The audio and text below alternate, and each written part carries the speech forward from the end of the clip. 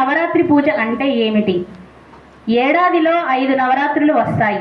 చైత్ర మాసంలో వసంత నవరాత్రులు, ఆషాఢంలో వారాహి నవరాత్రులు, ఆశ్వయుజంలో దేవీ శరన్నవరాత్రులు, పుష్యమాసంలో శాకంబరి నవరాత్రులు, మాఘమాసంలో గోప్య లేదా గర్భ నవరాత్రులు. వీటిలో దేవీ శరన్నవరాత్రులు చాలా ప్రశస్తమైనవి.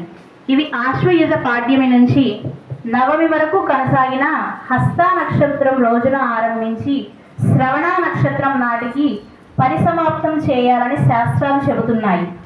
ఈ ఏడాది 10 రోజులు రావడం విశేషం. కుదిరితే 10 రోజులు చేయొచ్చు, లేదంటే చివరి 5 లేదా 3 రోజులు అమ్మవారిని పూజించవచ్చు.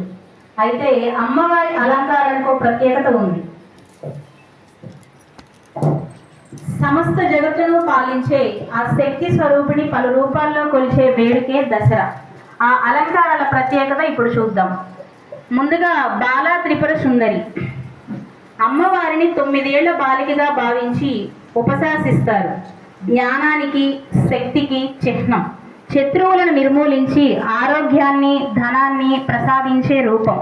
భండాసురుడు అనే అసురుడి పుత్రులతో పోరాడేందుకు జగన్మాత ఇలా బాలిక రూపాన్ని దాల్చిందని బ్రహ్మాండ పురాణంలోని లలితాదేవి మహత్యంలో ఉంది. 2వ అవతారం గాయత్రీదేవి. గయలు అంటే ప్రాణాలు, త్రాయతే అంటే రక్షించేదని అర్థం. అజ్ఞానాన్ని తొలగించి జ్ఞానాన్ని, మానసిక ప్రశాంతతను, మహదానందాన్ని ప్రసాదిస్తుంది.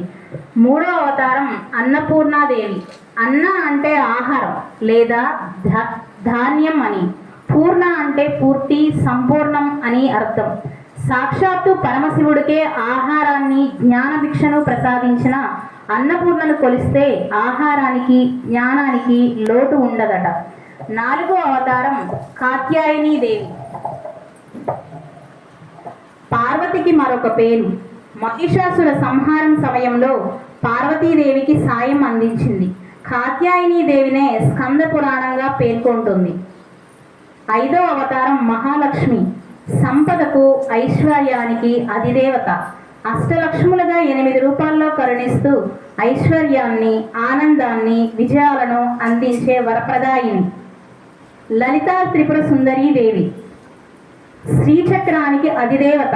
ముల్లోకాలను పాలిస్తూ త్రిగుణాతీతమైన రూపంలో ప్రకాశిస్తూ తనని కొలిచే భక్తులను ఎల్లవేళలా రక్షిస్తూ ఉంటుంది. చండీదేవి. దుర్గాదేవికి మరొక శక్తివంతమైన రూపం. భక్తులకు విజయాన్ని, కీర్తిని ప్రసాదించేందుకు అవతరించింది. ఇచ్ఛాశక్తి, జ్ఞానశక్తి, క్రియాశక్తుల కలయిక. అడ్డంకుల్ని తొలగించి అనుగ్రహాన్ని అందిస్తుంది. మహాసరస్వతి. జ్ఞానం, విద్య, కళకు అధిదేవత. దుర్గాదేవి సింహవాహినిగా అవతరించి లోకమాతగా పూజలు అందుకునే రూపం. మహిషాసుర మర్దిని. దుష్ట శిక్షణ, శిష్ట రక్షణతో లోకాలను సుఖశాంతులతో విలసిల్లేలా చేస్తుంది. మహిషాసురులను సంహరించి పరమపావని. అమ్మను సేవిస్తే ఆపదలు, భయాలు తొలగిపోతాయి. రాజరాజేశ్వరి. కరుణామయి. అన్ని లోకాలను పాలిస్తూ సృష్టి, స్థితి, లయలను నియంత్రించే సర్వశక్తివంతురాలు.